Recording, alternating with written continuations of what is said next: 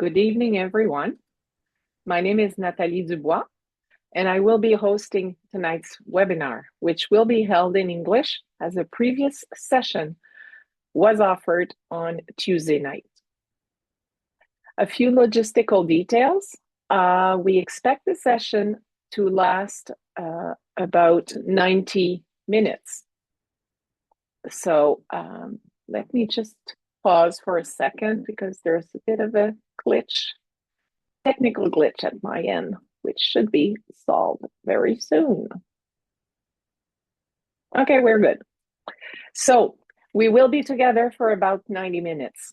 The session is recorded so that anyone interested can watch the presentation later. This is a webinar format, which means it is normal that you don't see all the participants. You are presently seeing the presenters and associations representatives.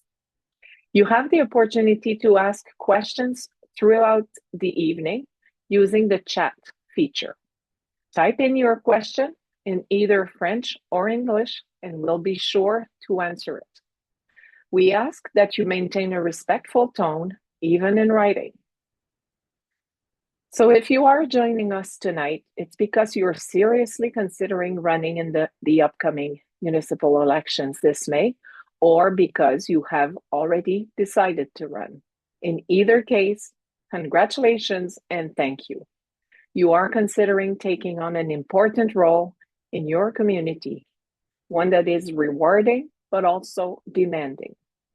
The purpose of this webinar is to support you in your reflection or your preparation so that you can embark on this 4-year journey with full knowledge of what lies ahead. Here is the program we have prepared for you.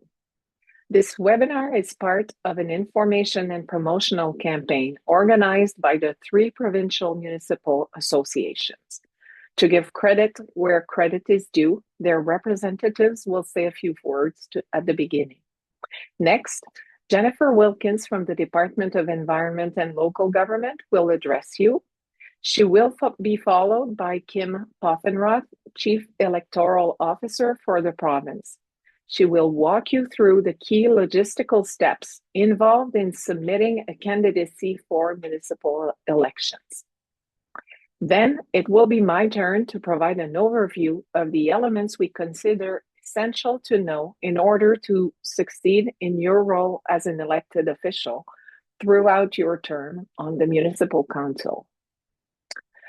This information will be followed by a panel featuring Mrs. Kate Rogers, outgoing mayor of the city of Fredericton, Mr. Roger Casey, the outgoing mayor of Shediac, and Mr. Austin Henderson, the CAO, Chief Administrative Officer of Salisbury. They will share their perspectives and offer some words of wisdom to fuel your reflection. As I mentioned, the chat function will be open throughout the webinar to collect your questions or comments. Please note that the presenters from the department and from Elections New Brunswick will leave us after their presentation. So if you have questions for them, please make sure to ask them during their presentation. Nathalie, Oui. you're not sharing your screen. If you had something that you wanted to be sharing, I just wanted to flag that. Okay, merci. I thought I was, and I know. Merci. Just give me a second.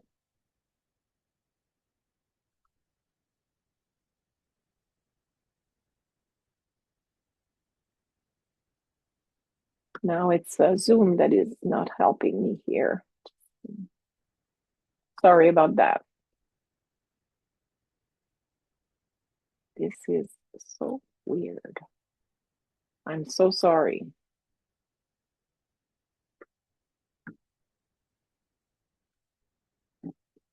The toolbar is not appearing on my screen. Vanessa, if you have it at your end and you want to share, maybe that's the best that we should be doing. I'm sorry. I'll stop and start again.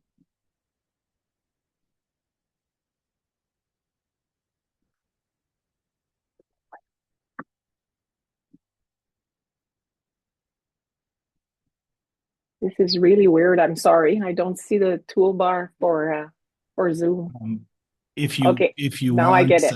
you got it. Okay. Wait. Okay. There we are. I'm gonna just invite Isabelle Thériault now for the from the Association of Municipal Administrators of New Brunswick. We don't need a slide for her presentation. Sorry about that. I'll be No back with the worries. slides later. No worries, Natalie. So good evening, everyone, and thank you for being with us. It's nice to see such strong interest in tonight's presentation and for this year's municipal election. The numbers are great. So as Natalie mentioned, my name is Isabelle Thériault. I'm the Executive Director for the Association of Municipal Administrators of New Brunswick. So in short, AMANB is an association that supports municipal administrators that includes the Chief Administrative Officers, or better known as CAOs, the clerks, the treasurers, and the department heads. So they are the day-to-day partners of elected officials in bringing council's vision to life. So on our end, we are there to support municipal administrators by offering them training and networking opportunities to share best practice, inspire one another, and collaborate. So if there's one thing I'd highlight this evening, it's how important collaboration and mutual respect are between elected officials and administrative teams. They really make all the difference in building a successful local government. So with that in mind, I wish you a great session tonight. And most importantly, remember that if you are elected, you will not be alone. Your municipal administrator will be there to support you. So have a nice session. Thank you, Isabelle. I will now invite Jennifer Wilkins, Assistant Deputy Minister for the Local Government Division at the Department of Environment and Local Government, to say a few words. And I will share the slides right away, this time for good. Thank you, Nathalie. Good evening, everyone. As Nathalie mentioned, my name is Jennifer Wilkins. I'm the Assistant Deputy Minister responsible for local government with the province of New Brunswick. I wanted to take this opportunity to thank you for being here this evening, and a big thanks to the team who organized tonight's event. I'm here to provide you with an overview of our division and how we work with and support local governments in New Brunswick.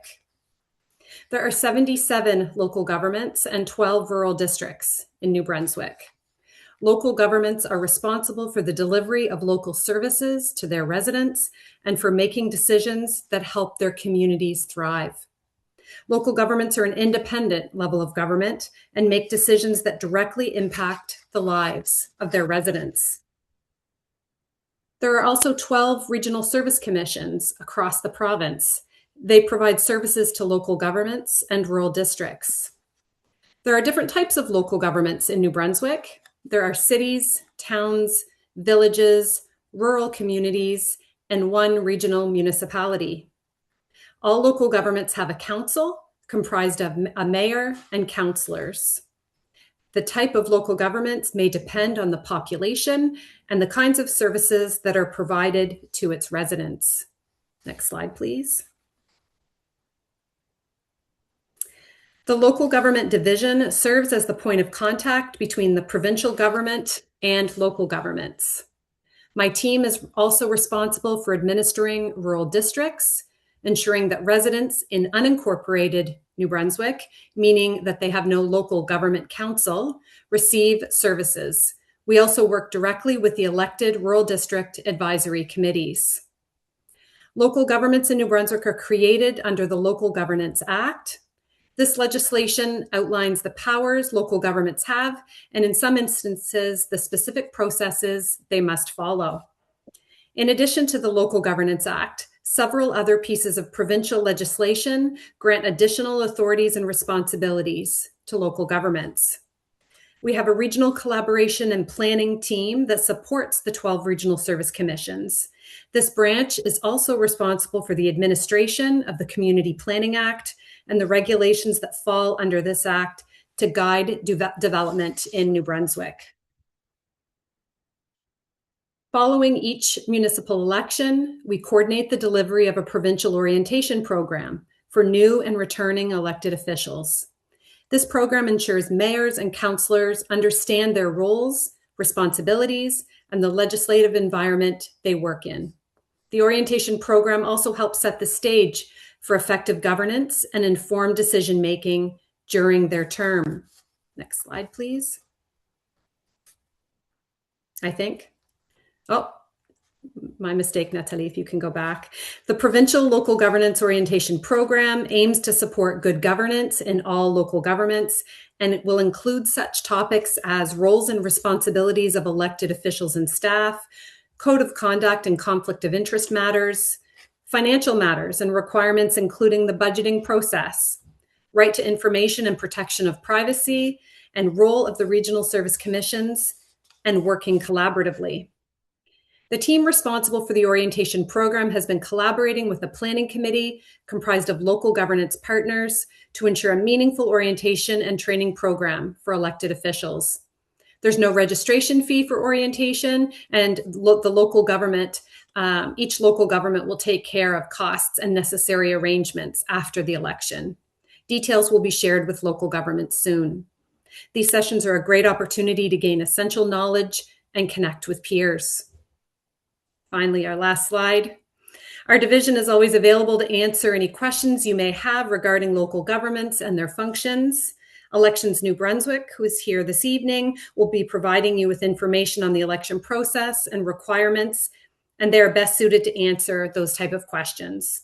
Thank you all for attending this webinar and for your interest in taking a role in leading your communities. I hope you find the rest of this evening insightful and that it helps shape your decision. Thank you. Good evening. Thank you very much, Jennifer. Let's wait just for maybe a few seconds to see if anyone has questions for you. But this was very clear. We wish you a good evening because I know you will not spend the rest of the webinar with us. Thank you very much. I made a big mistake just before Jennifer spoke. I missed the opportunity to ask Dan Murphy, Executive Director of the Union of Municipalities of New Brunswick, to say a few words on behalf of the municipal associations. Dan? Thanks, Natalie, and good evening, everyone. Thanks for being with us tonight. As Natalie said, my name is Dan Murphy. I'm the Executive Director of the Union of Municipalities of New Brunswick. And tonight's webinar is an important step in offering guidance to candidates that are interested in serving their communities through local government. In partnership with l'Association francophone des municipalités, with the Association of Municipal Administrators of NB, we put together this campaign called Ready, Set, Run for Office, with the goal of encouraging people to get in the race and to provide you with some insights and information on what it means to be a part of a council. In New Brunswick, we have 3 municipal associations. We have ourselves, the Union of Municipalities of New Brunswick, which represents 60 municipalities from all types and all language groups. We have l'Association francophone des municipalités du Nouveau-Brunswick, which represents 30 municipalities from francophone and bilingual backgrounds. And we have the Administrators Association of New Brunswick, or the Association of Municipal Administrators, which provides support to our administrative leadership through education and sector support. Altogether, we collaborate to make sure that our councils and communities can be as good as they can be.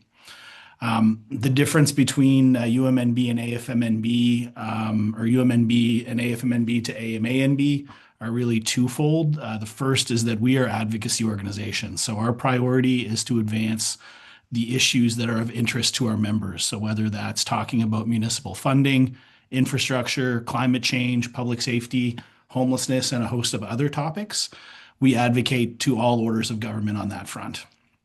Secondly, we provide support to our councils. So this means we offer training sessions like these, information sharing opportunities, best practices, tools, services, and other things that our councils can use to make their jobs more effective and help them with their work.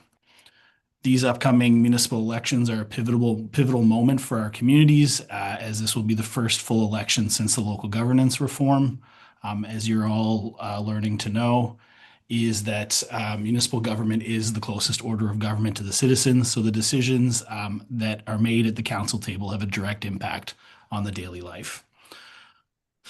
And so what we're really here today is to help those of you in the race and those of you thinking about getting in the race to leave with a better understanding of what it means to be a councillor or a mayor.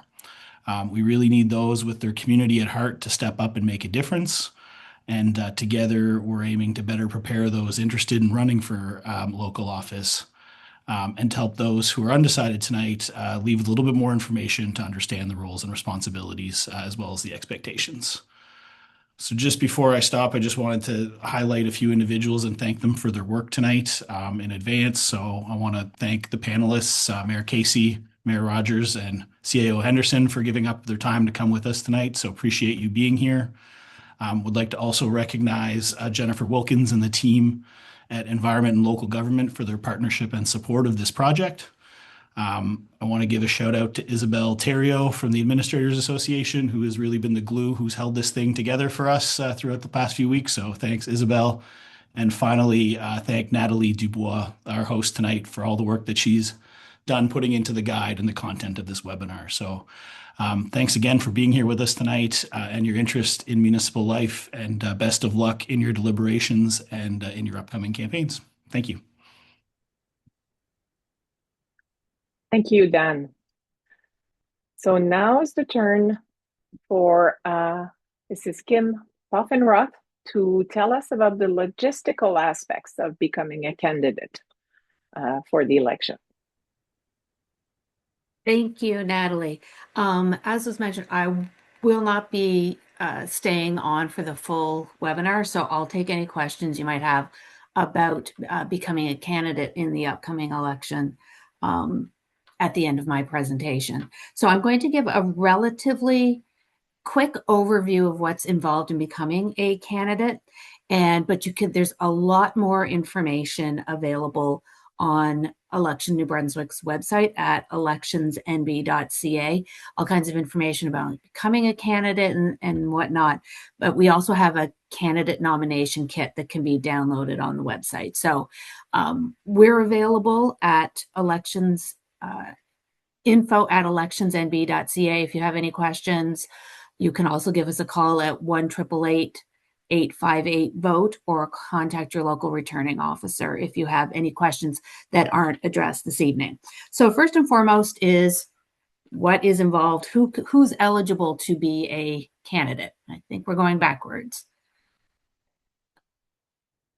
Yep, there we are. So in order to be a candidate for a local government or a rural district advisory committee member, you have to be 18 years of age on or before Election Day. You have to be a Canadian citizen, and you also have to be a resident of the local government in which you wish to run for council for at least 6 months before Election Day. And seem to be having some problems there. I'll just keep on going. And if your municipality is divided into wards, then you have to be a resident of the ward in which you wish to be a councillor on the day in which you submit your nomination papers to the returning officer. There are some municipalities that have both ward and at-large councillors. If you're running for at-large or as mayor, you just simply have to be a resident of the local government for that 6 months. There are some individuals who are not eligible to be candidates, and I think the most important one for this presentation is that employees of a local government cannot be a candidate for council in that local government.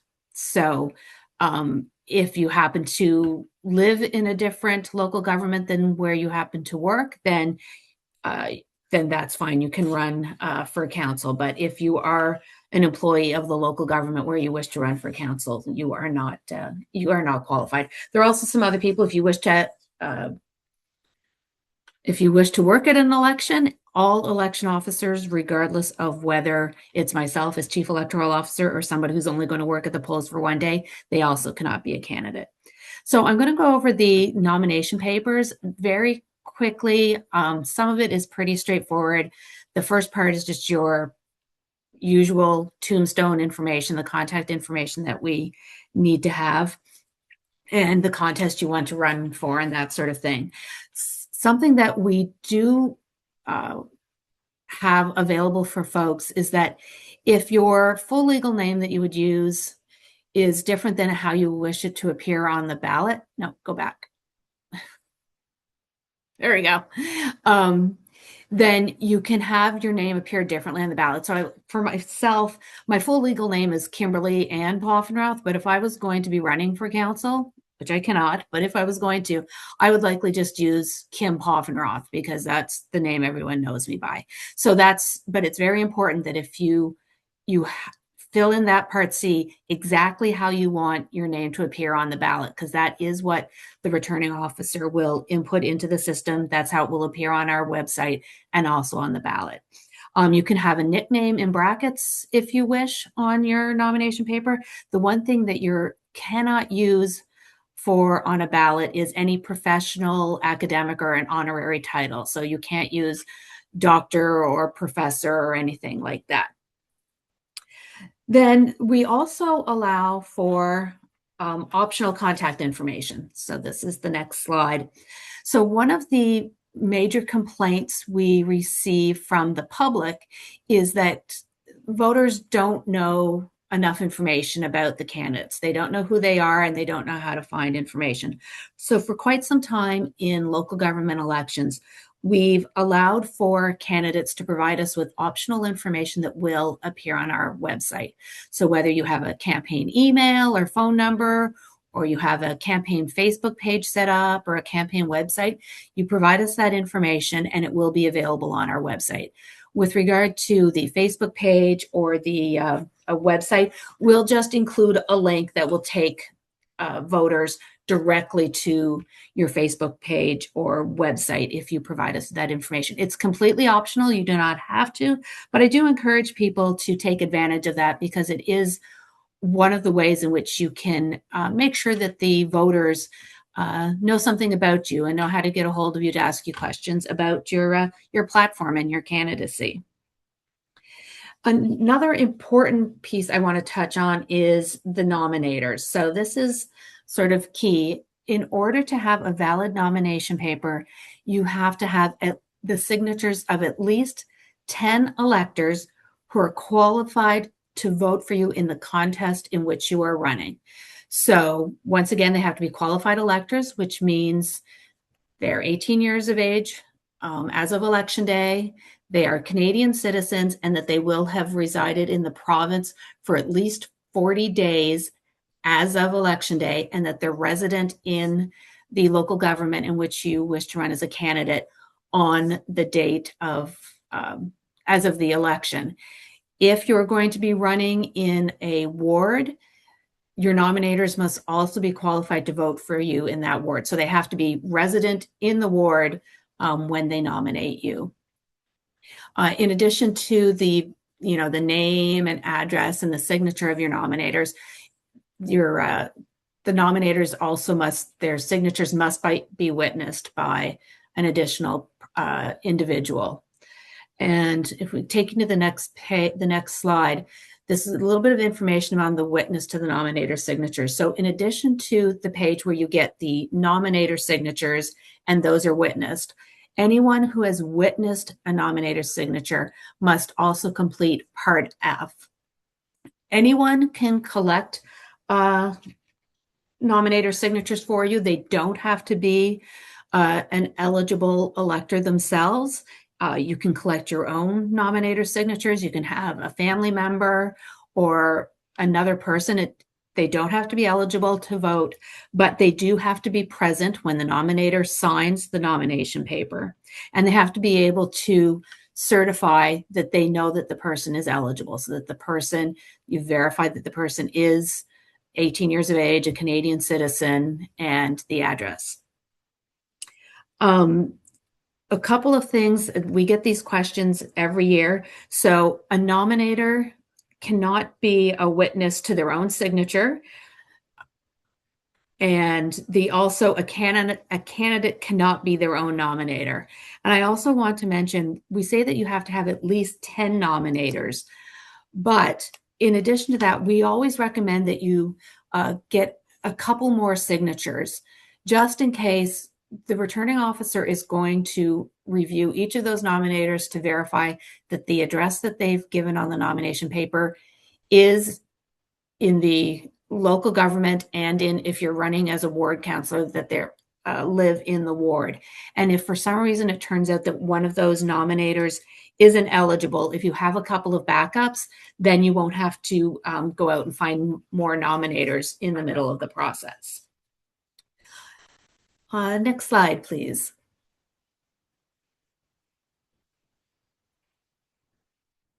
So these are some important deadlines.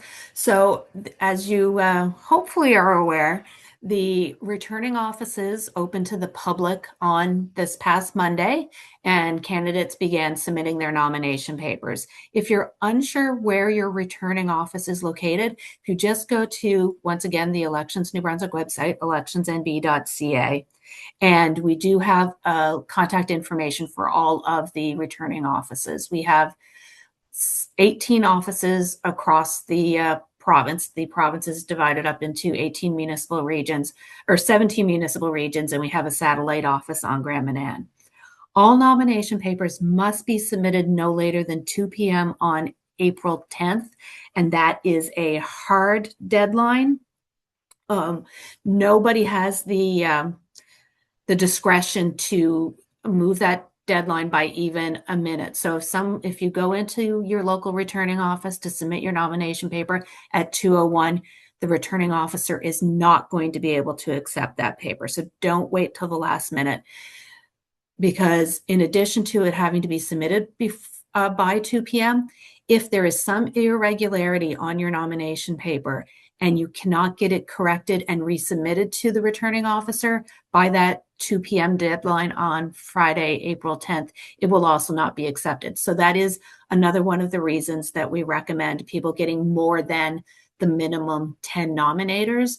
It ensures that if there's one or two are off, a lot of the time what happens is, particularly in ward situations, somebody might not realize that the house they're at is on the other side of the ward boundary, or if somebody is visiting one of the houses that you've gone to collect nominator signatures, somebody may not actually be resident at that address. So have those couple extra nominators just so that you don't run into issues.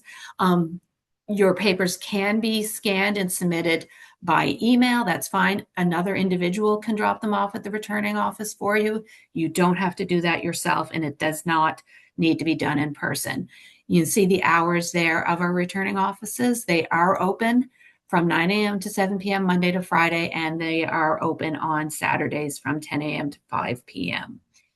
And then, yeah. We have a few questions, if you don't mind. Oh, sure. Yeah, I have to pop open so the first one I'll offer you is, can immediate family be nominators? Yes, absolutely. As long as they're eligible to vote for you in the contest, your family can nominate you. Yeah. Okay, we have another one.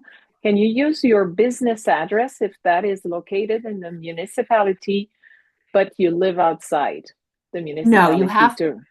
No, you have to be a resident of the municipality itself. So just being owner of a business is not sufficient. Correct. And having a summer home or a temporary place also doesn't make you eligible. It has to be your ordinary residence, your home, and an individual cannot have two ordinary residences, so to speak. Okay. And can a candidate witness their nominator's signature? Yes, they can. Okay. Yep. Perfect. Thank you. So go on. Thank you. Good. So that's the next slide is a little bit about campaigns rules and signage. And so as you may be aware, there are no spending limits around campaigns for local government elections in New Brunswick. There's also no limits on the value of contributions that can be made to a candidate's campaign. There are some rules around signage. There needs to be a disclosure of the printer and publisher on the face of any printed campaign material such as election signs, posters, flyers, that sort of thing. There has to be the printer and publisher on the face of the document, the name and address. Our legislation is relatively old, and it doesn't take into account the fact that in this day and age, people can do their own preparation of a lot of printed material themselves. So keeping in mind that, you know, people do have concerns over privacy. If a candidate is the printer of their own material, or for example, you've just gone to Staples, as long as you have prepared by, you know, the candidate or prepared by whatever your name is, that's sufficient. You don't need to put your personal address on your public materials. Elections New Brunswick, because you submitted a nomination paper, will have contact information if there's an issue and we need to get a hold of you. No campaign materials are permitted to be posted within 30 meters of a polling station on the advance or ordinary polling days. And if there is campaign signage that's put up within that 30 meters of a voting station, it will be removed by the constable. And there is certain types of advertising that are restricted on Election Day, which is May 11th, and May 10th, the Sunday right before. There can't be any, what is essentially radio, TV, paid internet advertising, or new advertisements in papers or magazines or that sort of thing. But on those 2 days, candidates can still do door-to-door campaigning. They can put up new signs. They can send campaign material through the mail. I noticed there's a question, how is that vetted for primary? Yes. Oh, sorry, go ahead. No, I was going to ask you that question. So there's one question about the primary address. How is that vetted? I'm not entirely sure that I understand the It goes back to the question of being a resident. So how is it verified? How is it determined? Like, so if somebody has two addresses, for example? Yes. Yeah. So, I mean, a lot of this is where it gets into a little bit of a legal. There are rules in the act. So if it's a temporary, what's considered essentially a summer residence, in the legislation, it indicates if it's a place that's used as a residence only between the months of, I think it says May and I think it's November. But there's also, so there's that. And if somebody isn't sure if they go back and forth and spend time, the question really would be is, in New Brunswick, you receive a tax credit for your primary residence. So if you're uncertain which one is your primary residence, whichever you're receiving your primary, your tax credit on your property taxes for your primary residence. And from just a more general perspective, the place that you consider home is your ordinary residence, is sort of the simplest way to look at it. I see a question about whether or not social media is restricted on Sunday and Election Day. You can put up your own, like if you have a Facebook page, you can continue to post to your own Facebook page. But if you're using boosted paid ads, that would be the type of advertising that is restricted on the Sunday and Election Day. We also have a question in the Q&R about, does an incumbent have to get nominations? Yes. Yeah, whether you're an incumbent or a candidate that has not been elected before, all candidates require at least 10 nominators. That's a requirement to be an eligible candidate. Yeah. Mm-hmm. Are there rules on donations received, and more in how can we report them, and will they qualify for any tax credits? So there are no limits or restrictions on donations, but there's also no tax credit in local government elections. Yeah. Okay. Can family members of a candidate work for Elections New Brunswick? No. I say no. There's a diagram of immediate family members. So it's basically any immediate family of the candidate or their spouse or partner are not eligible to work for elections New Brunswick, say in a returning office at a polling station, they're only restricted from working in a polling station where that candidate would be on the ballot. So because there's so many contests in a local government election, we don't restrict people from working. Let's say, for example, if your father is running for mayor in Campbellton and you live in Fredericton and want to work at a poll in Fredericton, that's perfectly acceptable. Yeah. Okay. There are questions about social media posts on restricted advertising days. So if they're not paid, are they okay? If they're not paid, they're okay. Yep. And you can email your nomination papers to your returning office, right? Yep, that's correct. It's interesting. I am not seeing all of the, I'm seeing questions, but not all the ones you're seeing. Well, there are some in the Q&Rs and others in the chat. So. Oh, okay. So, and I'm seeing another couple here in the chat because that's what I have open. It's a question about, we had advice that it was fine for a candidate to be greeting people at the polling station so long as they weren't handing out literature or wearing a vote for Bob t-shirt or otherwise violated. Yes, that's still correct. And you're not allowed to campaign. So when they say greeting, you can say to an individual, "Hi, thanks for coming out. I'm Joe Smith," but you can't get into the campaigning. There's a very fine line there. So you can't be in a polling station or outside within that 30 meters and be saying, "Please vote for me." You can greet people, tell them who you are, but that's the limit of what's permissible on the grounds of a polling station. Yeah. We have specific questions in the Q&Rs, like describing, let's say, family relations. So I'll just take one, and after that, I think we'll have to refer you to Elections New Brunswick, just in essence, because of the time we have tonight. If I'm running, my sister-in-law cannot work the poll. That's the question. That is correct. So, okay. If it's just, sorry, if I go back, assuming your sister-in-law is your spouse's sister, if your sister-in-law is your sibling's wife, then it's okay. So in a case like that, just go to Elections New Brunswick just to make sure. Yes. Yeah. And there is a question that we won't be able to answer in details tonight. Can you explain why some locations have a ward system and some are only at large? It's a choice by the local government. So that's how it's determined, right? Yeah, exactly. Yeah, absolutely. That's not a decision of Elections New Brunswick. It's based on the geography decisions of the local government. And some of those decisions were made during the restructuring process in 2022. Yeah.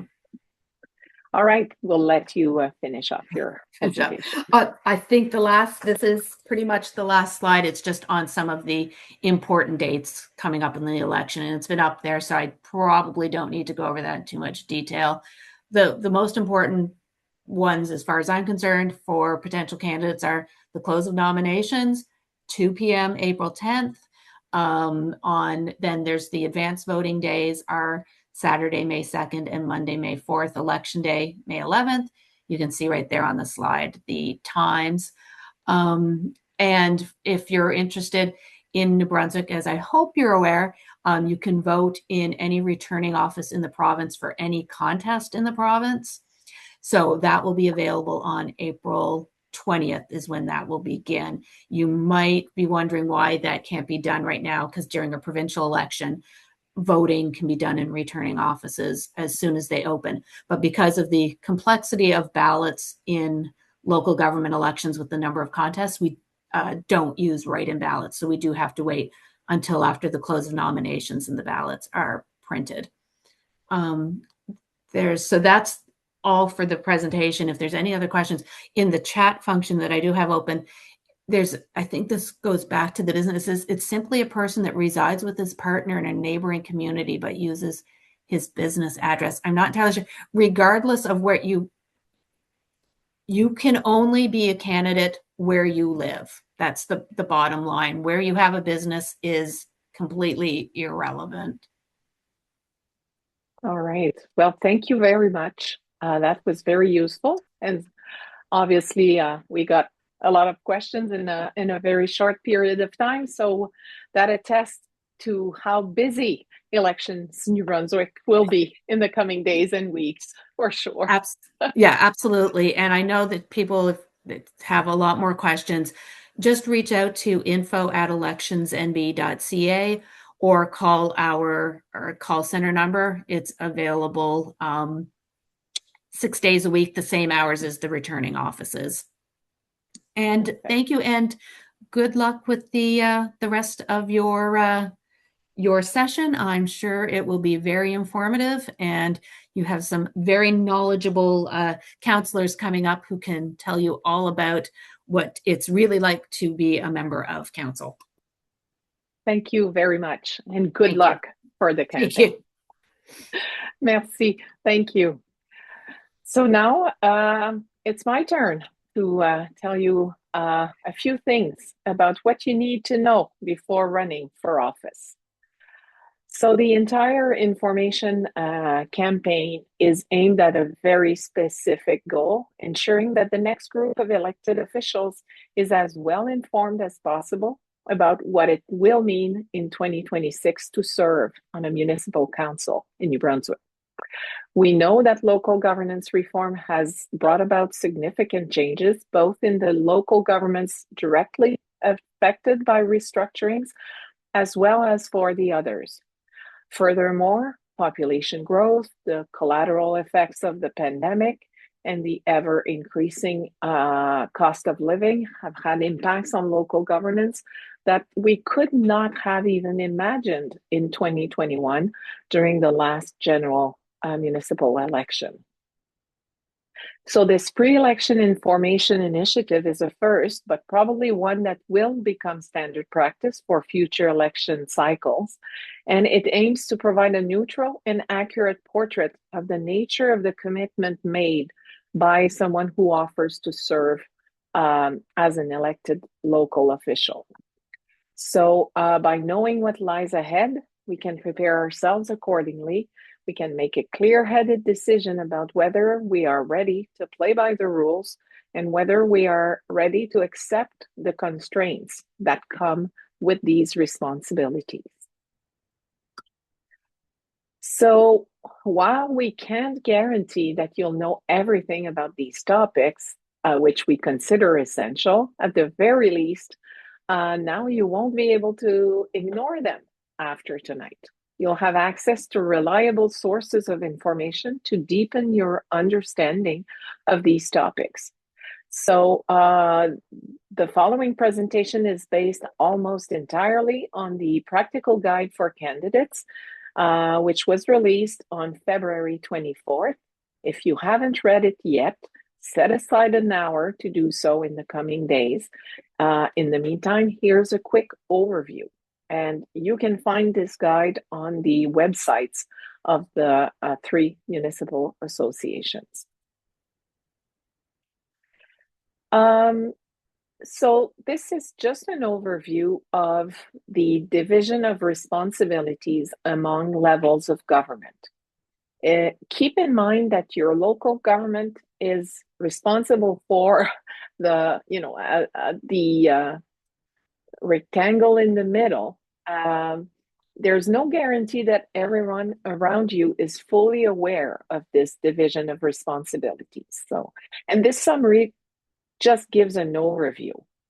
Of course, there are federal, provincial agreements, areas of shared responsibility that are also to consider, but it's not always simple, but it's a good starting point to keep that in mind. So let's talk about the roles and powers of elected officials. What can a local elected official actually do? First of all, a local elected official on their own can't do anything. And I think it's a good point. It's a good moment to mention that as someone asked, we know that some council members can be elected either at large or by ward. This, in fact, shapes the approach taken during the election campaign. However, once elected, all council members must look out for the common good and govern, which means making decisions in the best interest of the entire local government. So that means really choosing to represent the whole community and keep the interest of the whole community in mind. So among the powers, elected officials can adopt policies and set guidelines. So they approve bylaws, policies, and resolutions that guide local government. They make decisions about priorities, strategic planning, and the delivery of community services. And basically define the vision and goals as part of the strategic planning and budgeting processes. Elected officials approve budgets and financial decisions for operating expenses, reserve funds, budgeting processes. They set local property tax rates to raise revenue to support the budget, and they monitor the local government's financial health. Representing the public means advocating for the needs of the community and ensuring residents' opinions and concerns are considered in decision making.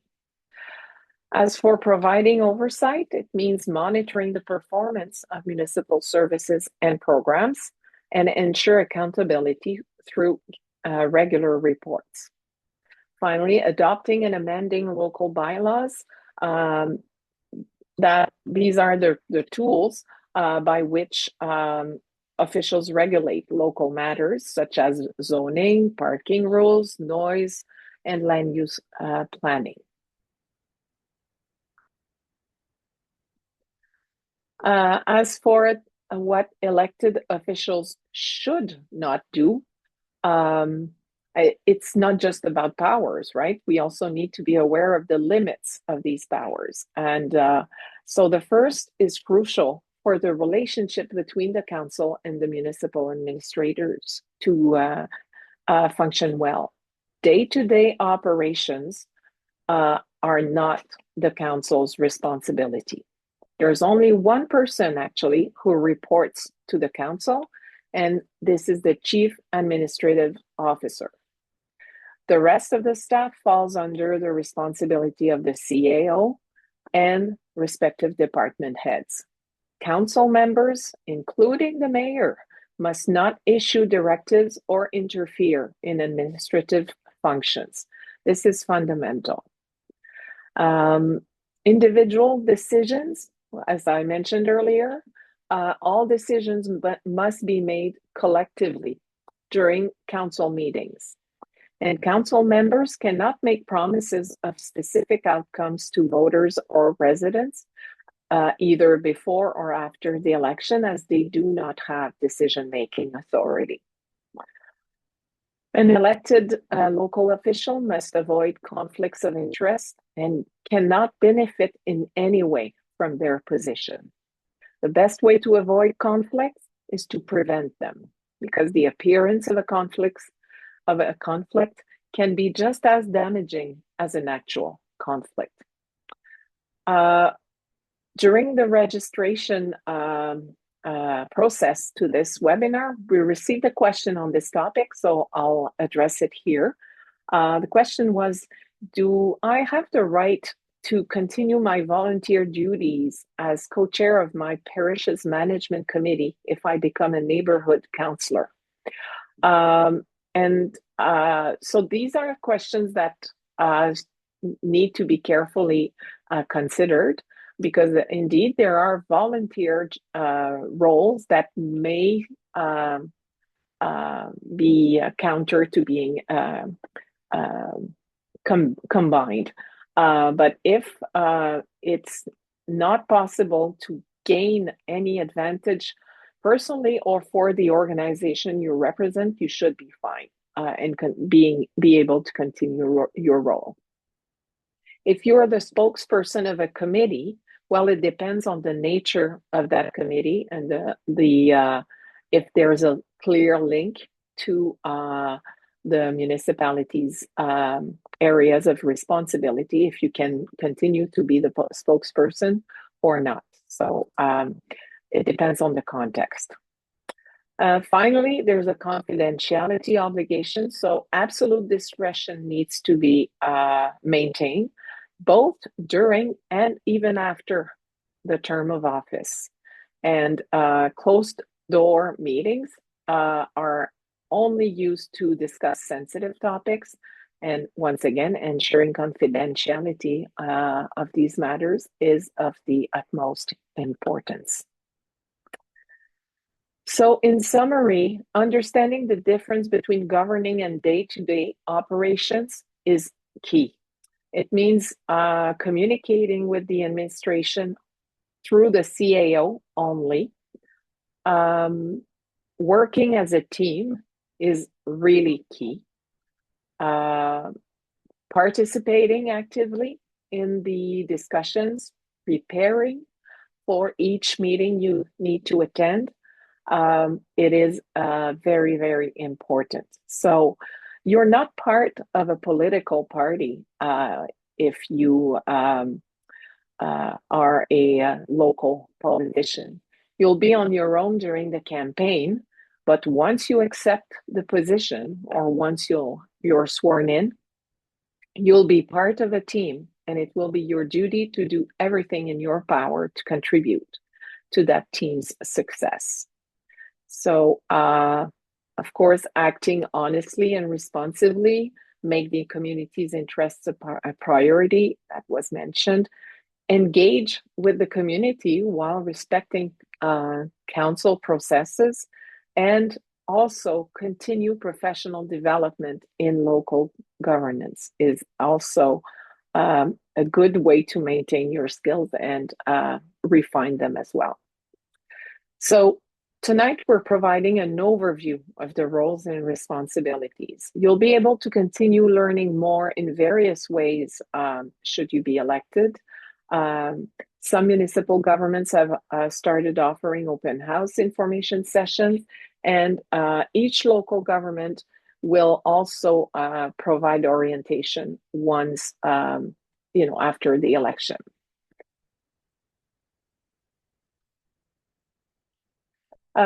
Just a bit of a diagram to show the key roles in a local government. So council as a whole, the mayor, there's also a deputy mayor in each local government, and then the chief administrative officer that looks for the day-to-day operation and supervises the staff. So in the days following municipal elections, what will happen? Well, the work will really start. Compensation varies by each local government. So if you want to know more about that, you need to turn to your local government's administration. As for status, elected officials are not employees of the local government. They are not part of the staff. This is a public role, and decision-making is governed by a large number of rules that will be explained to you in detail when the time comes. We know that probably a lot of you wonder what's the workload associated with being an elected official.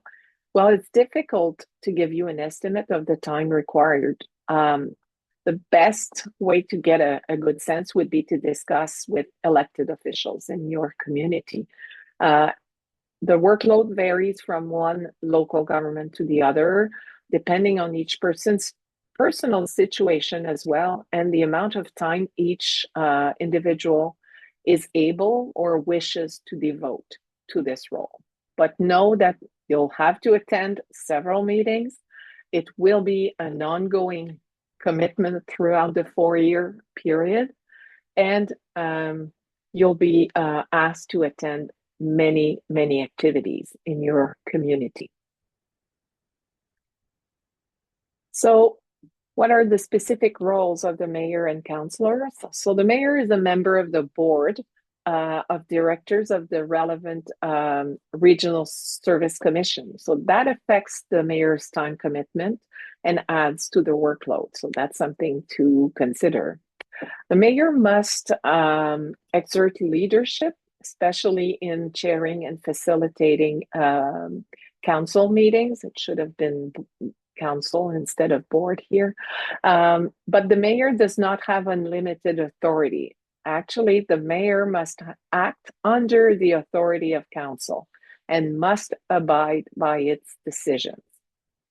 So the mayor has a role to be the spokesperson for the community. It's the primary representative. But once again, when it speaks on behalf of council, it has to represent the decisions made by the whole group. As for chairing and facilitating council meeting, it's important to exercise leadership, as I mentioned, especially when discussions get heated. Issues are significant and opinions can be very diverse. It's normal and healthy for debates to arise, but they need to be conducted respectfully. And the mayor has a very important role to show leadership and be a role model to that effect. And once a decision is made, well, council members must rally behind and support the position taken, whether they agree with it or not. And this is crucial for maintaining public confidence in the decisions made by council. As for council members, their role is different, but just as important. So they have to prepare for and actively participate in meetings, always consider the well-being and interests of the whole community, bring forward issues that can support the community's well-being, and obviously take part in developing and evaluating local government policies and programs. A few words on the fact that every local government must adopt a code of ethics. Its content is governed by regulations under the Local Governance Act. You can view your local government's code online or request a copy from the municipal administration.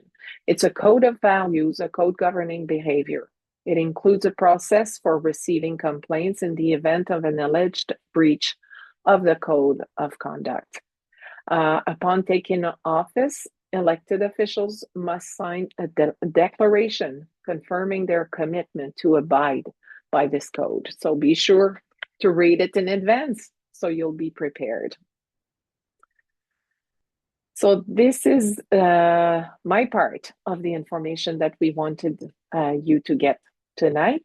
Now I will turn to our three panelists who will share a few thoughts about their experience as elected officials or as municipal administrators. So I'm going to ask each of them in turn to introduce themselves and say a few words about their experience. So I will start with Mayor Rogers.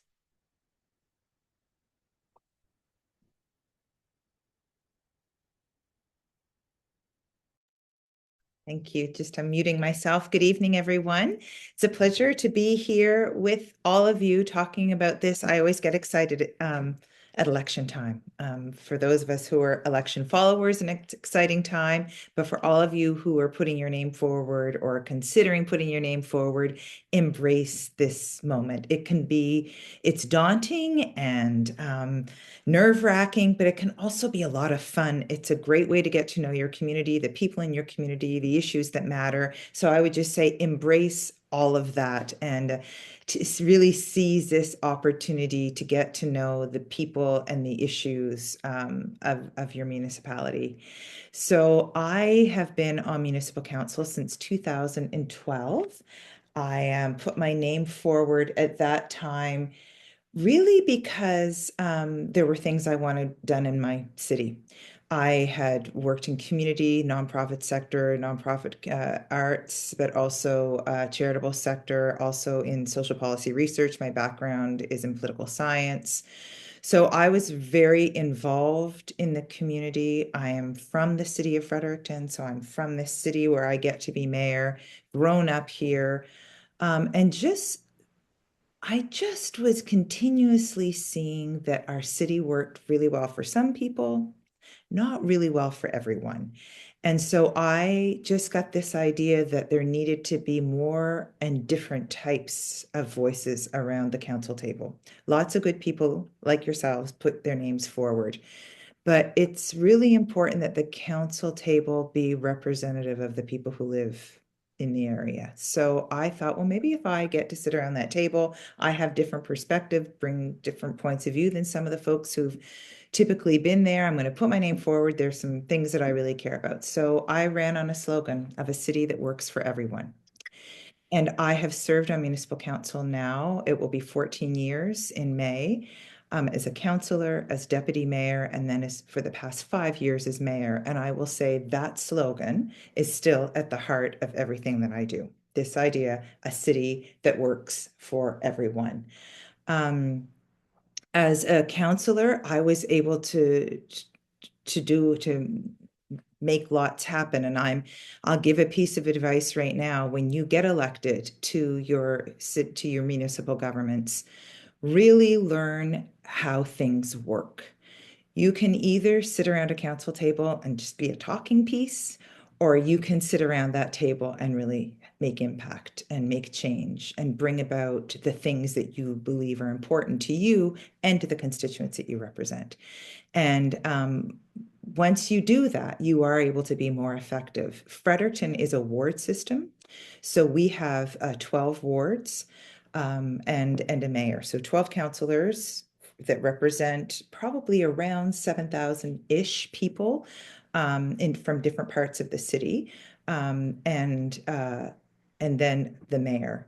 The deputy mayor is selected by the mayor from one of the ward councillors. The mayor puts the name forward and then council ultimately votes. So on the deputy mayor. So that's sort of the composition of our council table. But when you're a councillor, you actually, yes, you represent the voices of the people who put you there. So if it's at large, that's one thing. Like I say, mine was down. So my ward was Ward 11, and it's sort of the east downtown of Fredericton and College Hill. So I had a lot of representative interests, students, universities, lots of institutions, half of downtown, the heritage neighborhood. So lots of things that I had to take into consideration, while I at the same time was there because there were things that I wanted to achieve. When I ran in the election, I was very clear about the things that were important to me. So when my constituents voted for me, they knew I was going to represent their interests, but that I also went to that council table with my own agenda. I think it's really important to share that information when you're running. And then when you're there, just do your work, learn how the system functions, and that's the best way to be effective. After serving on council for 9 years, I think I was getting frustrated because there were things that I wanted to accomplish, and I felt we just weren't getting enough across the line, as I would always say. There were some projects that I thought were really important that needed to be completed. There were things like public transit. We couldn't move the needle on public transit. That was driving me crazy. I wanted more active transportation. Safety became an issue, and I wanted to figure out a way to grab onto that. So there were things that were really important to me that I knew I could only do if I became the mayor. So I ran for mayor. And that, again, has been a whole new learning curve, because you have to learn how to be effective without necessarily having a vote. Or in my case, I only vote if it's to break a tie. In other cases, some mayors, I think, have the opportunity to vote, but they're one vote of many. So you have to be able to be effective in other ways. And I can say, when running for a mayor, one of the best ways you can be effective is by working with your council to set a vision for your community. What is your vision? And then work towards that vision throughout your time on council. work with your other councillors. That's really important. As a mayor, probably what's equally important is working with partners in the community, whether that be partners from other orders of government, provincial and federal government, whether that be working with leaders in civil society, like whatever your businesses and institutions and schools and whatever is important in your community. That's critical work as a mayor. But for me, probably the most important relationship is with the CAO. The mayor, the CAO is the only employee of which I know. So I'm just talking of sort of my personal experience, because Natalie did such a good job of outlining roles and responsibilities. But I think the comment that she made about the CAO and the staff, and there's a great tendency when people get onto council that they think that they're going to run the operations. That's not how it works. A city hall is an organization. And within that organization, there's a governance branch that the council leads, and there's an operations branch that the CAO leads. And the CAO, in our case, has 800 staff. And if I want to at all influence what happens with those staff, it's only through my CAO. There's no micromanaging. It's not time well spent. Time well spent from governance is from the mayor and council is working with your CAO as he or she makes decisions about operations within the organization. And that's a very important role that the mayor holds. It's important that the mayor knows their role in that, and that they keep their council in line so that they know their role too. And it's the best way you can be effective is when that works well, that governance, operations, all working for the well-being of the organization, that luckily has a very strong, hopefully has a very strong vision statement that you spend your term on council working towards fulfilling. So that's great. I could talk about this forever. I'll stop there, and because I know there's lots of more insight to share. No, but that's fantastic. And we'll probably have a chance to hear you exchange with Roger and Austin after they get their turn to give their pieces of advice and their, a few words on their own experience. So I will ask Roger Casey, outgoing mayor of Shediac, to tell us about his experience. Thank you, Natalie. Thank you to the group. I was part of this exercise 2 nights ago in French, and now doing it in English. Gee, Kate, the way you spoke and is the way I still feel. So it's like, I almost want to run again, but anyway, it's not the interest that's gone. It's other issues. But anyway, I've been on council now for the class of 2012, same as Mayor Kate. As councillor at the time, and then became mayor 7 years later. So I've been the mayor for the last 7 years as a result of a by-election at the time. And, still love being the role of mayor. It is work. It is time consuming. Mayor Kate talked extremely well on the operations side and working with council. My council at the time was an all-at-large council. When I started, it became a hybrid. No, we're all a ward system now as a result of municipal reform. When we added additional territory to our current structure. Essentially, it's the adjoining communities. They're always part of Shediac. Now they're actually they're a full-fledged member of the family. So they will have their say. And that's been a learning curve for every municipality that's gone through that, which was most municipalities in the province with municipal reform. Kate, you mentioned your slogan. My slogan was growth for our community. It has always been the thing that I wanted to do in terms of Shediac had to grow because I've always been a firm believer, if a community is not growing, it's dying. It's one or the other one. There's no real stagnation on that. And as a result, with we have growth, we have to put it to good use. We have to put it for the benefit of our community, whether it's investing in renewal of infrastructure, your lovely roads and plumbing underneath, that sort of thing. It has to get done. In some places in more dire need than others. It's simple as that. All our infrastructure is not young, so that they need some tender, loving care. So that takes planning, that takes investment. That stuff doesn't happen overnight. Although some of my fellow colleagues would say roads and pipes aren't a very sexy thing, but if they don't work, that's your major problem. Same as anything. Mayor Kate talked about council and the vision, and that's very true in my neck of the woods as well. Lobster capital of the world, of course. And the vision for us was after amalgamation, coming up with a strategic plan, which is a real fancy way of saying this is our list of goals. This is what we want to move the needle on. And we hadn't had one for like quite a long time, good number of years. We had worked at it, had made progress. It was time to do it over again anyway. And then, well, we have to take into account what are the needs of our of the communities that got added on of Pointe du Chien, Shediac Cape, and Scoudouc. So that was an exercise in itself that lasted the better part of a year, but allowed the community to present their thoughts, their visions, their ideas, and it's like it's one thing to have an idea; it's another thing to put that idea in action, and get a budget and whatever else. So how much is that idea going to cost, and then how does that scale in with the rest of your priorities? And every municipality has a lot of priorities. They're always there. We have to plow roads in the wintertime. Like it or not, we have to salt roads. We have to clean roads when the leaves fall down, and that sort of thing. It's the regular stuff, but if that regular stuff doesn't work, things really fall apart, in that sense.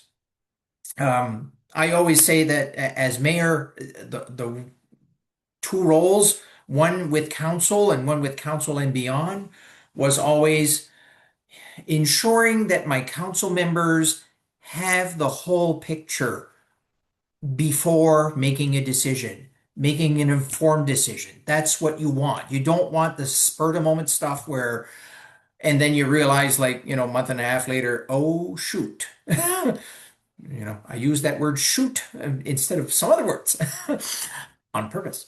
But my mother always did that.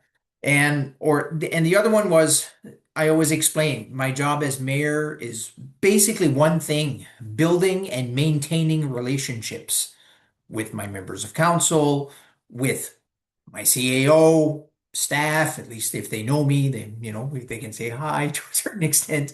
We don't have 800 and some odd employees. We have a much smaller number, but so you get to know we're a smaller family. That's all it is. But it's also with your other levels of government. You need their assistance when you're looking to move ahead with any particular project, whether it's we need a large renovation of a particular municipal park. We want to build things, whatever else, a new grandstand, it could be that. We did that a number of years ago.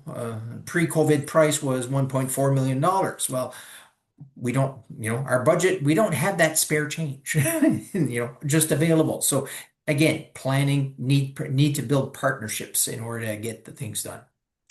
And other than that, this is only a part-time job, maybe Mayor Kate, that's more full-time. I mean, you're a larger city. I still work for a living. I'm a humble provincial civil servant who's, doesn't, needs to work his hours because his bosses will be kind of upset if I don't. And, this is all, it's another part of volunteering. It's part of giving back to your community. So you're in a good position to demonstrate that you were able to balance your professional life, your life as a mayor, your role as a mayor, and hopefully your family life as well. So I'll turn to Austin. Austin is our CAO in residence tonight. So he's working for the town of Salisbury and will give the perspective of a municipal administrator and how he sees um, his relationship with elected officials. Perfect. Thank you very much, Natalie. Thanks for everyone for joining us tonight. It's great to see a big crowd tonight. Like Mayor Casey, I was here on Tuesday a couple evenings ago as well. So I'll reiterate what I said then, and then I think we'll dive into questions next. But as Natalie mentioned, my name's Austin. I'm the CAO in the town of Salisbury. I've been here since July of 2022. So in the midst of local governance reform. Prior to that, I was still in the municipal world. I was the manager of strategic communications at the city of Moncton. I'm born and raised here in Salisbury. So one of the most fulfilling aspects of my role, of whether that's working with council, working with my team here, is the fact that getting to see what I like to say of the fruits of our labor, seeing projects come to fruition, seeing the impact of the decisions that council is making and that staff are operationalizing on our community. That's huge. And the reason I mention it is because more than likely, that's part of the reason that a lot of you are here tonight or considering putting your name on the ballot, and is by far at the top of the list in terms of why I love what I get to do day in and day out. Now, I was asked to share a little bit of advice, and we'll dive into some of them in questions as well, but I'll preface with the fact that in Salisbury, I'm extremely fortunate. So that includes with my team on staff, but it also includes with council. So I think I would be remiss to not recognize as a CAO and knowing some challenges that have happened in other places across the province that it's not always the case. And I think if you're here tonight, you recognize the importance of being informed, understanding your role, understanding what council should and should not be doing. So while I'm super fortunate, I know that this advice might not work everywhere, but hopefully everyone here can take a little bit away from what we're sharing tonight. So I think if I were to summarize, it's mostly for the sake of repeating myself or repeating others in terms of my advice, which I guess drives home the fact that if we're all saying the same thing, it probably means something. But if I summarize two things in terms of advice, both during, before as well, and after an election, the first would be take the time both during the election and kind of as we're leading up to it. I guess we're in the thick of it now, but take this time to learn what municipal government is and what we do and why. And the reason for that is that you would be doing your residents and your community a disservice if you're making commitments or not understanding the role of local government because some things that might appeal to people there might be no jurisdiction around the council table. And that can sometimes be one of the more frustrating things. But I think as candidates and as CAOs as well, we have an obligation to inform our residents in different ways, but of what that responsibility is at the local level. The second one, I think everybody has said it to some degree, but know your responsibilities and like I like to say, is stay in the lane that you're supposed to be in. That is super important. Municipal government works and that structure works for a reason, but when it doesn't work, it can really not work. And it can ultimately, the people who suffer are not only council, not only staff, but your residents. Your municipality will not be as effective if you're not functioning as the system intends. And I would argue that that's particularly important in small communities. So this isn't just the city of Moncton, city of Fredericton, city of St. John, even town of Shediac thing. Regardless of where you are from, in particular in the small communities, that machinery of local government is critical to understand and ultimately to follow. And Isabel really stressed this at the start, but collaboration is super, super, super important. So that goes amongst council, like the mayors have shared with us. That goes between the CAO and the mayor. It goes between the CAO and the relationship with council, with staff. All of those things, they fundamentally revolve around effective collaboration. I cannot stress it enough. On Tuesday, I used the expression that local government isn't all about slide swings and happy things. It's one of my favorite expressions that I picked up when I first joined the city. But the reason I say that is because there are complex and difficult decisions, regardless of the community that you are in, that will come to the council table. It will directly affect the everyday life of your residents. And if you're not collaborative, the decision will, one, not be productive, or two, it will not be a smooth ride to get there. The both Shediac and Fredericton actually are good examples of some councils you can have 6, 7, 8, 9, 10, 12, 13, however many both of you have people around the table. And in the absence of political parties, which is a good thing not to have at the municipal level, it does mean you can have that many opinions around the table. And that collaboration is essential to figure out the consensus amongst the crew that's there. It is huge. And ultimately, as council and definitely as staff, we will not get it right 100% of the time. That's a guarantee. I'm not a big bettor, but I would bet money on that. So that's a guarantee. So keep that in mind. Collaboration is essential to be able to get through those decisions, and with that, you'll be able to get through them. And I think I'll cut it there, and I think we're going to dive into questions, Nathalie, and we Yes, can answer anything absolutely. that folks may have. Thank Thank you. you so much, the three of you. I got snippets of wisdom from the three of you. Mayor Kate, you said, learn how things work.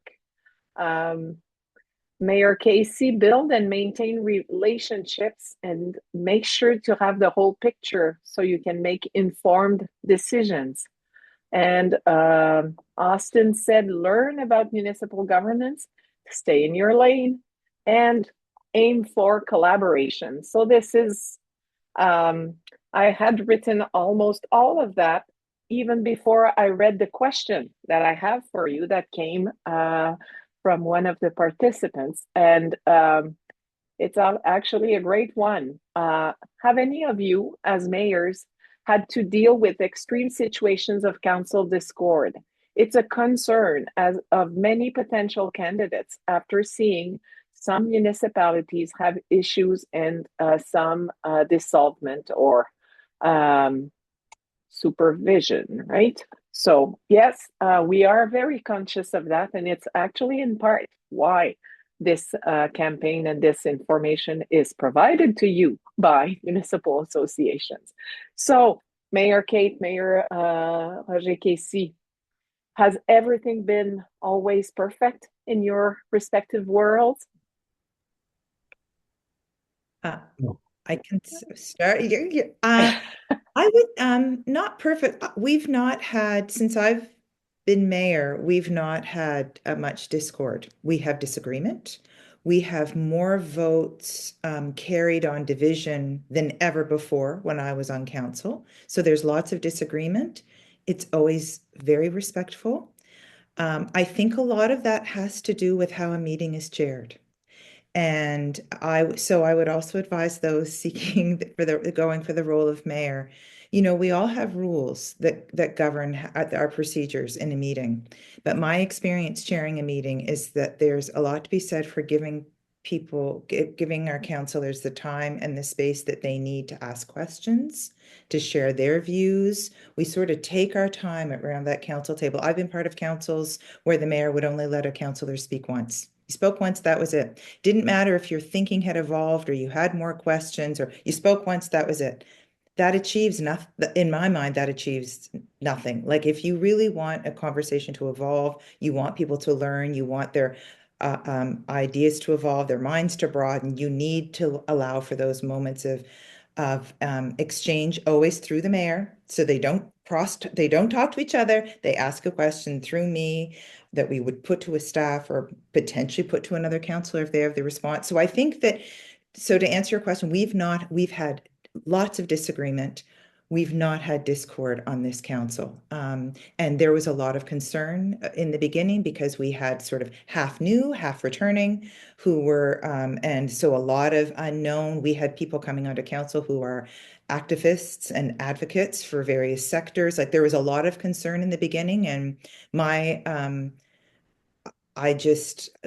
made the decision that I was always going to provide a meeting space where people had an opportunity to have lots of respectful exchange. And I think if you provide that, that helps. Now, everyone has to enter into that with that same spirit of respect, right? Like, if I had a person who was not going to be respectful, nothing I could have done from the chair would help that. But I will say that um, if you're being an effective chair, even when a person comes into the room upset, if you provide them the opportunity to express their concerns, to ask questions, to vent, to learn more, there are a lot of ways that you can get around that. And I would always advise anyone to do that. Far more important to provide that kind of space than to provide a space that maybe is so rules oriented that it doesn't get to the best resolution, right? You can follow the rules while at the same time being sensitive to the needs of your counselors. Mhm. So that's I Thank you. agree, Mary Kate. A member of council needs to have the opportunity to ask questions, and it's always like if you're in a classroom back in our school days, one person would ask a question. That means another 8 had the same question but are too scared to put their hand up. So every question is good, and an opportunity to share opinions, share ideas. It is that. However, it has to be in a constructive format, and the mayor sets the tone of that. This just because the mayor's presiding the meeting, Now, the members of council need to buy into that in terms of the respect that they need to show. I recall, this is not my current council past, I recall a member of council who was so upset, screaming, and left the room. And you were sort of shocked at why and whatnot. And I'm thinking, okay, the person had an issue, apparently.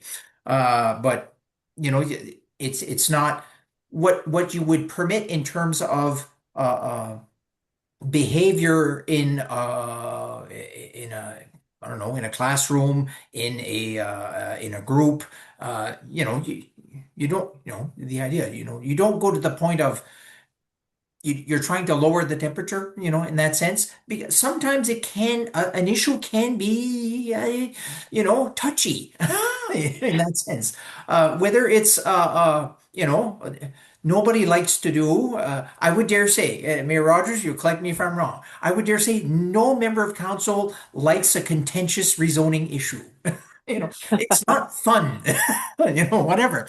But you have to debate that, you have to see, and it has to do with what vision you have for that particular area, where that rezoning is, asking to occur. Then you get into, well, why? Why is this? Why is the person wanting to do this? Whatever else. Wouldn't this other thing be better? And emotions can come around, from that.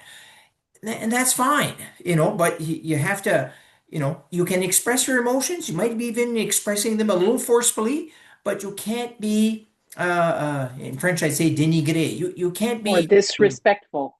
be Yeah. disrespectful towards your other members of council who are holding the opposite view. And it's like, and that's what always my philosophy was. Okay, you have two very opposite opinions maybe, but if folks can see, look at it from the other person's point of view, walk in their shoes for at least 5 minutes, kind of thing. Yeah. You're debating an idea, you're of the opposite thing, the opposite view. You're not going to get reconciled, and yes, we'll have divided votes. You don't have to have a unanimous vote. I mean, it's nice when you have one. I mean, in the sense, usually it's a non-contentious thing. Or you've been able to work through it to get to the solution that works for everybody. That's what you're trying to do every time. It's not possible every time. But as long as you have the support of council, that's where you're moving forward. Thank you. So leadership, and once again, managing the relationships, and ensuring that people get heard, basically, and they're able to express themselves and feel that their opinions was considered. Interesting. Someone said, I would suggest, if possible, attending a council meeting in your municipality. Would you agree that this is a good practice, especially at this time, if you are considering running? definitely. That will give a sense of the current context. And it lets you get a sense of what's currently on council's table. Mhm. What's the issue of the day or issues? There's always several. Yeah. Yes. And those of us who are in it, it's a super familiar space for me now, but I know that it's daunting for people who come to chambers for the first time. Like people who present at a hearing of objections and support for the first time, they're always really nervous. Or, and even people who come to visit for whatever reason, if they're representing a group that's coming to speak, or everyone's always a little trepidatious. So I would say if you're planning to run, you don't want the first time that you're in those chambers to be after you've won and you're sitting at your first council meeting. So I would definitely recommend coming. We've had lots of, I don't know, Roger, what your experience has been, but my goodness, this since January's hit, we've had more people up in our gallery, counselors, like people planning to run for council, a lot of university students, which has been really great. We have had a few contingents of people who know that their issue might be a hot topic in the upcoming campaign and they're making their presence known. But I love having people in the chambers and in the gallery, but it's wonderful, but I would highly recommend it. I grew up watching Fredericton Municipal Council meetings on Monday nights on Rogers TV because my dad was a developer and the decisions that were made in zoning at the city really impacted bread and butter in our table. But so it was so familiar for me, but for most people it's not, and I would recommend going. Thank you. Yeah, absolutely. Before every election, you would notice some new faces in the crowd, and in the pre-COVID days, the only way you were going to get information was by being in the room because nobody broadcasted anything. You may have had Rogers Television, back in the day, for here, yourselves, Moncton, maybe Dieppe as well. I remember seeing those on TV or the cable TV. Yeah. But we never broadcasted anything and whatnot. And all of a sudden, it's now we have three YouTube channels, one in French, one in English, and one without translation for the folks who understand both and don't want to hear the translator. Yeah. Just like in federal parliament, or the provincial legislature. So and because we have a lot of bilingual folks, I mean, he says, I want to let you. We speak mostly in French during our meetings, probably like 95% and more. And for those who want translation, it's available. But for those who understand both, it's like, okay, not an issue for me. I'd just rather listen to you in the language that you're speaking in, so we've gotten more interest from that over time this time around because it's kind of like, well, the last election in 2021, we had been broadcasting, but it was a kind of a lower key kind of campaign, because Yeah. we wanted to reach out to folks, but we didn't want to see them in person, in that sense. Keep your We germ got shoes up. used to. Yeah. Someone wants to tease you, Roger, and said that you don't have a channel in Chiac, but I would suspect it's the one in French, right? And actually, we were, sometimes, I mean, we'll talk in Chiac, we'll mix both together, and it's just stronger than somebody's trying to do. But with our translator, they're able to do relatively well with that. They've gotten used to us. But when we're using the AI translation, they think we're talking another language.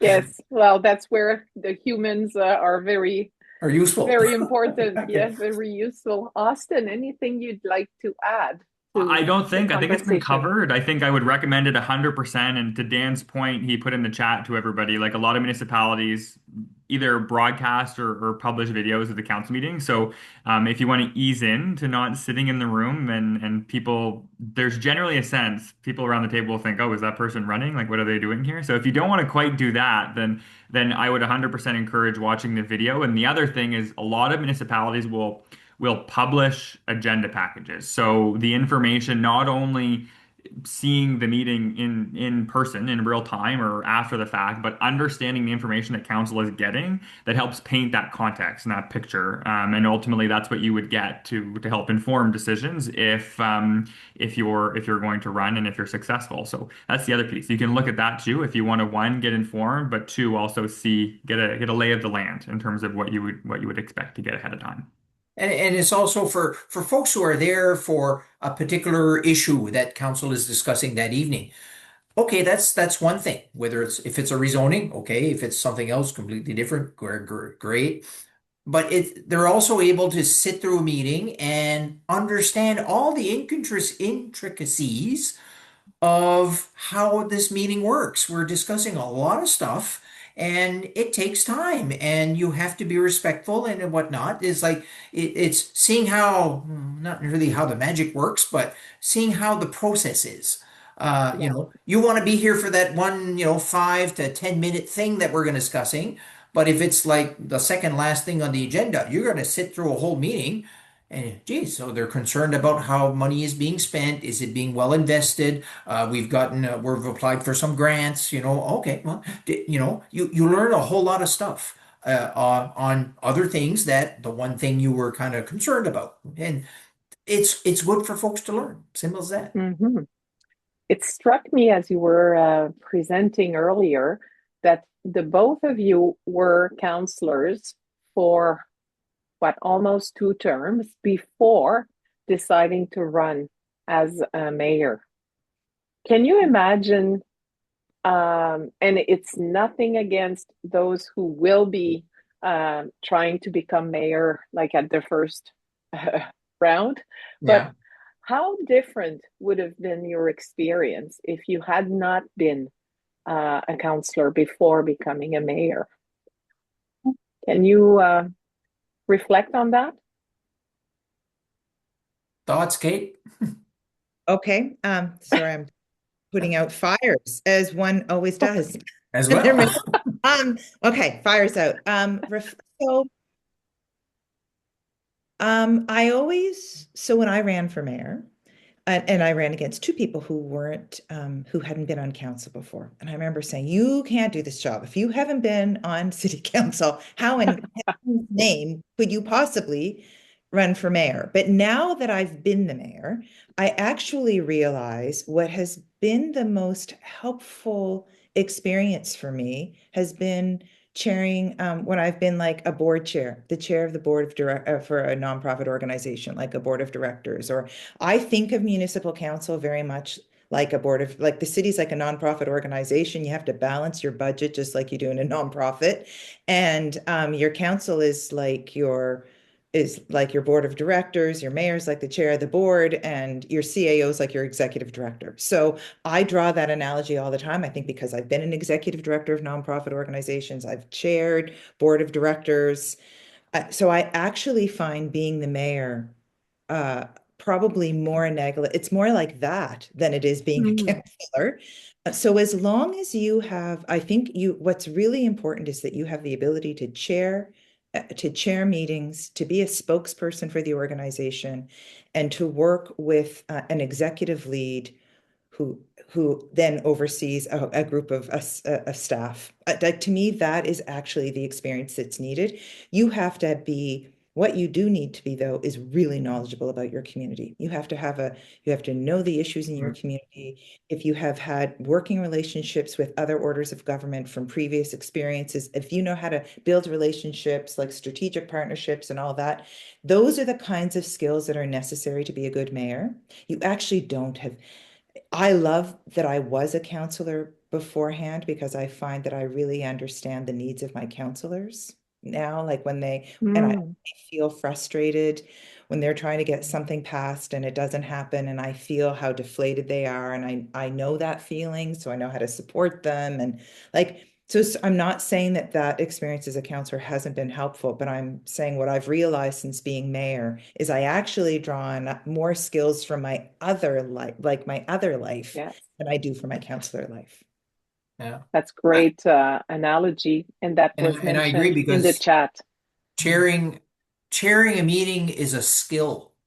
It's I've had some, maybe not to your extent, Kate, but I've had some back in my university days and whatnot, and in some volunteer groups, but our volunteer groups are relatively small. You don't necessarily, the executive director is another volunteer, and that sort of thing.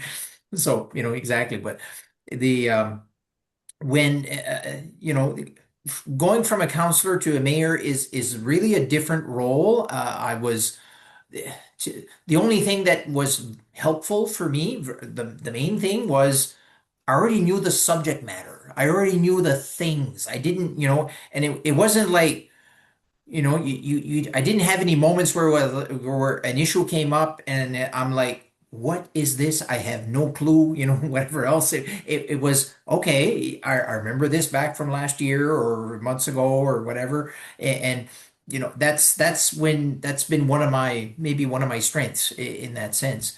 And from being there over a period of time, it's not that every member of council, oh my God, you have to serve a minimum of 37 years, no, whatnot. But it's, having that, being able to access that organizational history. And that's typically from your staff, providing that, but maybe some members of council as well. I've always appreciated those who are the long timers in a sense, but you do need some new people as well. And it's nice to have that mix, in that sense. Sometimes it'll be, the first time I got elected on council, we were 8 councilors and the mayor, so 9. The mayor was a prior councilor and 1 member of council got reelected. The rest of us were all brand new. So, it was okay. We need to focus on the very basics at the start. This is how the meeting works. This is the subject matter. This is a budget. Yeah. That sort of thing. You start where you have to. Essentially. When you have a lot of returning counselors and you maybe have 1 or 2 new ones, like maybe the last time in 2021. Well, okay, we need to make sure that these new members of council can get up to speed, and it's not going to happen in a week and a half or a month and a half. It's going to happen over a period of time, but and then it's always trying to help those along, in that sense. But at least in Shediac, I suppose, and that we share lobster as well. Aha. I always have a lobster. Well, thank you. Austin, famous last words on this great analogy that Mayor Kate mentioned, the governance part and the analogy with other types of organizations.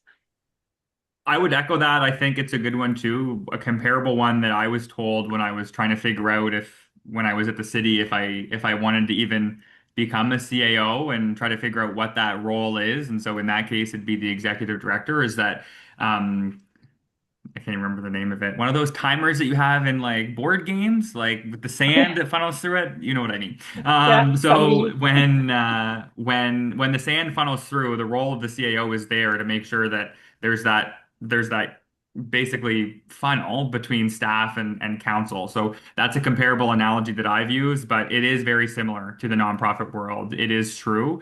It's 100% what it's like in practice if it works properly. It works properly. There's quite a bit more interference, I think, sometimes than in the nonprofit world, but not if it works properly. If it works properly, then that is exactly how it's structured. Wonderful. Thank you. We're going to close because we're coming to almost 8:15. I want to be respectful of everyone's time.